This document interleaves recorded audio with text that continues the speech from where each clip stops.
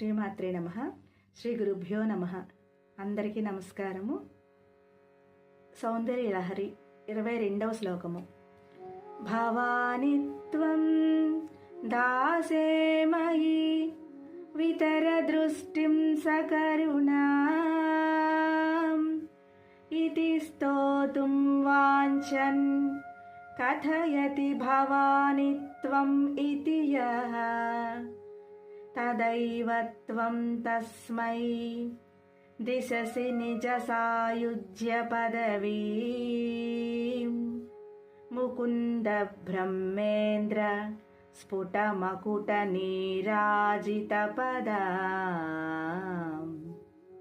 తాత్పర్యము: తల్లి భవాని, నీవు దాసుడనైన నాపై కరుణ చూపించుము అని చెప్పడానికి కోరిక కలవాడైన సాధకుడు ఆ విధంగా స్తోత్రం చేయదలిచి నిన్ను గూర్చి భవానీ నీవు అనే మొదటి 2 మాటలు మాత్రమే పలికి అతడు వాక్యాన్ని ఇంకా పూర్తి చేయకుండానే మహావిష్ణువు, బ్రహ్మ, దేవేంద్రుడు అనే దేవతాశ్రేష్ఠుల కిరీటాలచే హారతీయబడుచున్న పాదములు గల నీవు నీ సాయుధ్య పదవిని అతనికి ప్రసాదిస్తావు.